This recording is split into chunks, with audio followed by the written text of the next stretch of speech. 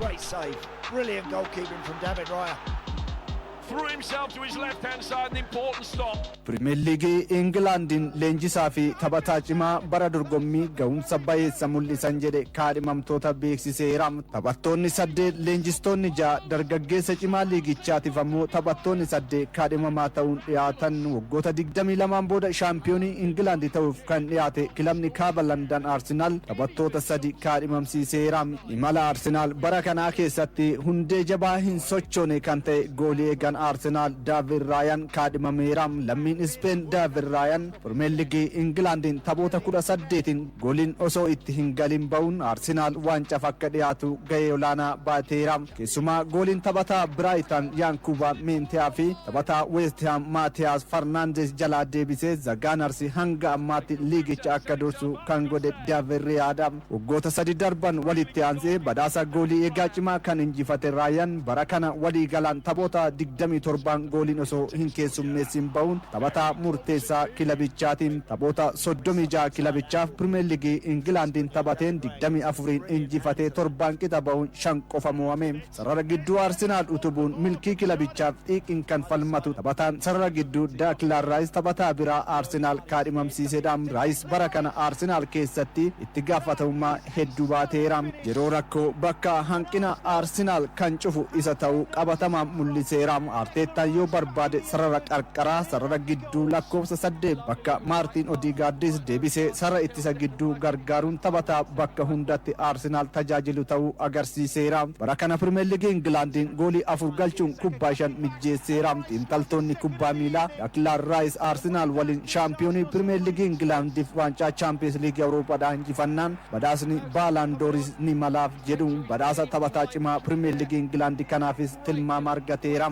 Mallattoo kubbaadhaa birraa goolii galchuu Arsenal kan ta'ee fi sarara ittisaatiin taphattoota garee faallaa morma hudhee kan qabu lammiin Biraazil Gabriel Magalhaes taphataa biraa Arsenal kaadhimamsiisedha. Magalhaes ittisuun ala goolii 3 galchuun kubbaa 4 mijjeessee kenneera. Harkaa 88 kubbaa karaa milkaa'inaan hiriyoota isaaf dabarsee kenneera. Kubbaa 34 goolitti yaalamte deebisuun yeroo 24 ammoo kubbaan morkataa garee faallaa bira akka hin geenye ittiseera. Magalhaes kubbaadhaa birraa dhiitamnaan addaan itti bu'ee goolii galchuun toora xiyyeeffannoo garee faallaatiin Manchester Cityn baricha waancaa malee xumuruu irraa gara waancaa 3f morkachuu kan taasisan taphattoonni sarara fuulduraa Manchester City Erling Haaland fi Antoine Semenyon kaadhimamtoota birootiin lammiin Norway Erling Haaland goolii 26 galchuun 8 mijjeessee goolii 34 keessatti hirmaateera. Ta'us Manchester Cityn amma waancaa Premier League Englandin qabxii Arsenal ilaalaa waancaa morkataa. Haaland taphoota liigichaa muraasan goolii 100 galchuun seenaa hojjeteera. Jijjiirraa majjiitiin Manchester Cityf kan mallatteesse lammiin Gaanaa Antoine Semenyon taphataa biraa kaadhimameedha. Semenyon haalli garee Pep Guardiolaatiin salphaatti wal baree fi goolii galchuun kilabichi abdii waancaa keessa akka tursiisu taasisee jajannaa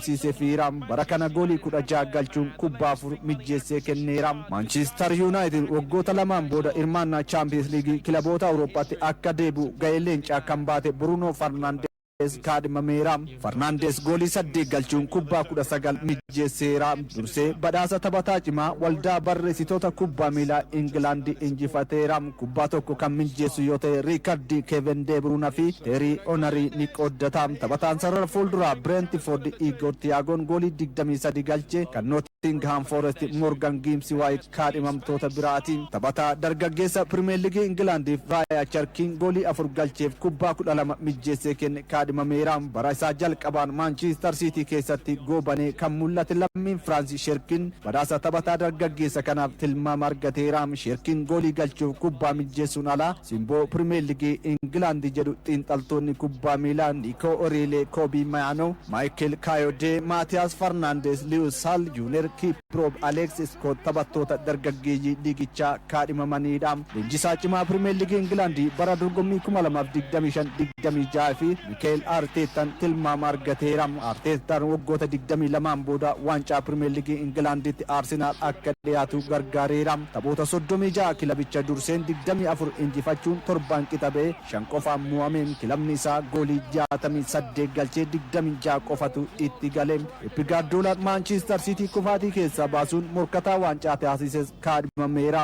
Guardiolaan haalli garicha bifa haaraan qindeessee garaagarummaa qabxii bal'aa Arsenaal waliin ture dhiphisee shaampiyoonii liigichaa hanga torbee xumuraa eeguu taasisee akka kaadhimamu godheera. Michael Carrick taphoota 15 Manchester United dursee Champions League Awurooppaatti deebise yoo kaadhimamu Andoni Iraola kees Andrew Regi Lebarsi kaadhimamtoota leenjisaa cimaa Premier League England bara dorgommii 2025-26 dhiyaataniin lannoon kun karaa miidiyaa hawaasummaan sagalee deeggartoonni kennanii fi ogeeyyii ispoortiin filatamuun kan injifate adda ba'a.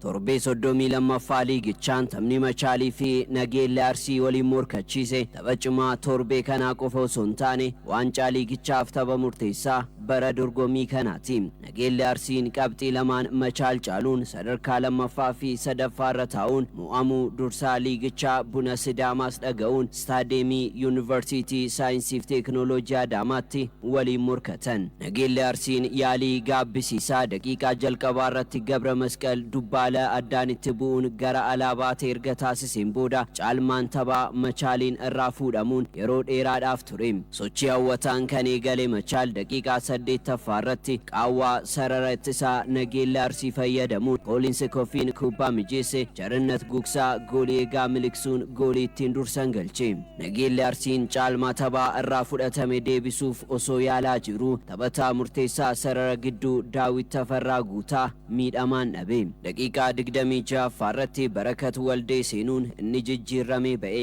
Daqiiqaa 45ffaa irratti Daawit Mallasaa fi Rooboo Salaaloo sarara peenaalitii keessatti Jarannat Gugsaa irrattiin balleessaa hojjetaniin Machaal peenaalitii argate. Fattuddiin Jamaal peenaalitii kana galchuun Machaal goolii 2-0dhaan dursaa boqonnaa ba'e. Boqonnaa deebii Nageellee Arsiin kubbaa qabachuudhaan fooyya'ee gara dirreetti seenus yaalii qalbii namaa rarraasu tokkollee osoo hin taasisiin goolii dabalataa keessummeesse. Daqiiqaa 65ffaa irratti kubbaa Daawit Maammoo qarqara bitaa mijeesse jijjiirame kan seene lammiin Yuugaandaa Chaarles Museegeen galchuun Nageellee Arsiitti hojii manaa baay'ise. Nageellee Arsiin lakkoofsaan heddummachuun naannoo dirree sadaffaa Machaal keessatti argamus taphataa yaalii qulqullina qabu yaaluuf hin arganne. Faallaa kanaan duubatti deebi'uudhaan kubbaa deebisanii injifachuun kan taphatu Machaaliif daqiiqaa 78ffaa irratti qarqara mirgaatiin kubbaa Jarannat Gugsaa mijeesse Barakat Waldee galchuun taphni kun goolii 4-0dhaan xumurame. Goolii isaa jaaffaa kan galchee fi goolii tokkoof haala mijeessuun balleessaan peenaalitii kennisiisee kan irratti raawwatame Jarannat Gugsaa taphataa cimaa tapha kanaas jedhame. Machaal taphoota 12 darbaniin hin mo'amne qabxii isaa 52 ga'achuun garaagarummaa Buna Sidaamaa waliin qabu gara qabxii 3tti dhiphiseera. Leenjisaan Machaal Mulugeetaa ምህረት rakkoo keenya furachuun bifa kanaan akka injifannu nu gargaareera jedhan. ችግሮቻችን በጣም ጥቂቶች ነበሩ፣ ጎል ማግባት ነበር። ዛሬ ግን እሱ በስርዓቱ rakkoon keenya goolii galchuu ture. har'a garuu seeraan taphanne. carraa argannetti fayyadamuu keenyaan goolii 4-0n injifachuu dandeenyeera. taphattoonni keenya hundi haala gaarii waan taphataniif ni malaafi boqonnaa deebii taphattoota keenya qusachuu irratti xiyyeeffanne. dabalataan goolii akkan keessummeessine ittisa keenya cufneerra. kana boodas hojii mataa keenya hojjechuun waancaaaf of qopheessina. Taphoota torbaan booda kan mo'ame Nageelleen Machaaliin qabxii tokkoon qofa Buna Sidaamaatiin immoo qabxii 4 caalamuun qabxii 51 sadarkaa sadaffaadha. Leenjisaan Nageellee Arsii Tulluu Dastaa miidhamnii fi dadhabinni taphattootaa tapha kana akka mo'amnu taasiseera jedhan. ድካም አለ ኖርማሊ አሁን ከድካሙ ላይ ብቻ ሳይሆን ያገኘናቸውን መጀመሪያ መጠቀም አልቻለም። dadhabbiin taphattoota keenyarraa ni mul'ata. sana qofaa miti carraa argannettis fayyadamuu hin dandeenye. isaan carraa argatan sirnaan itti fayyadamaniiru. guutummaan guututti injifachuuf yeroo yaallus qaawwa uumneen goolii biraa keessummeessine. taphattoonni koo boqonnaa hin arganne sa'aatii 72 gidduutti deebi'anii taphatanii. morkataan keenya immoo nu caalaa boqonnaa guyyaa 2 argateera. taphattoonni akka Kabbee Buzunaa fi jijjiiramee kan seene Barakat Waldees miidhama qabu kun nu miidheera. tapha itti aanuun sirreessinee deebina. Tabajal qaba kaleessuma Staadiyeemii Yuunivarsiitii Saayinsiif Teekinooloojii Adaamaatti taphatameen sadarkaa gadii keessa kan jiru Mirregannesh Shiran goolii 1-0dhaan Buna Itoophiyaa injifate. Taphichi eegalee daqiiqaa 12ffaa irratti kubbaa darbannaa harkaarraa argame tuttuqamuun sarara peenaalitiitiin ala Abeel Indaala goolii miidhagduu galchuun Mirregannesh Shiran dursoo eegale. Bunni Itoophiyaa kubbaa qabachuudhaan caalmaa fudhatanii gara naannoo dirree sadaffaa Mirregannesh Shiran seenanis hanga daqiiqaa 60ffaatti kubbaa kallattii goolii eegdee yaaluu hin dandeenye. Taphattoonni Buna Itoophiyaa jijjiiramanii seenan Barakat Biraanuu fi Amaanu'eel Admaasuu yaaliiwwan yaalan gara goolitti dhiyaatus goolii qixxeessituu argamsiisuu hin dandeenye. Sadarkaa gadii keessaa ba'uuf qabxii kana sirnaan barbaadaa kan ture Mirregannesh Shiran duubatti deebuudhaan ittisa cimaan taphattoonni Buna Itoophiyaa akka bu'aa hin buusne godhaniiru. Hanga xumuraattis milkaa'uufiin Mirregannesh Shiran goolii 1-0dhaan Buna Itoophiyaa injifate. Qabxii isaa 36 ga'achuun ammas sadarkaa gadii keessa jira. Gargaaraan leenjisaa Mirregannesh Shiran Maabraatoon Fissaa haala morkataa keenyaa adda baasuun caallee taphachuudhaaf akkuma yaalle milkoofne jedhan.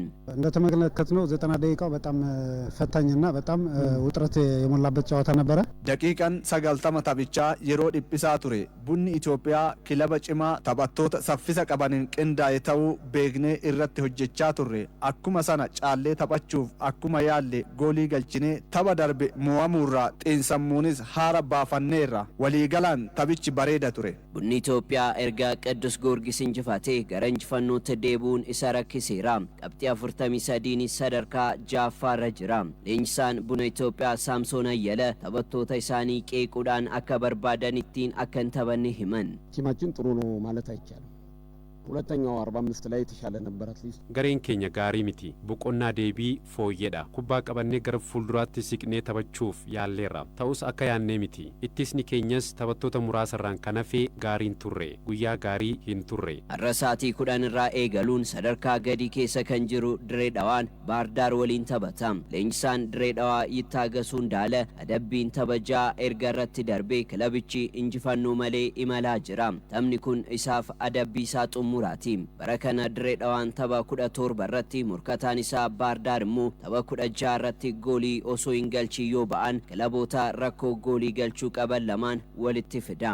Boru walwaaloon Itiyoo Elektiriik torbee darbee tapha 10 booda gara injifannootti kan deebi'e Adaamaan Faasil waliin taphatu.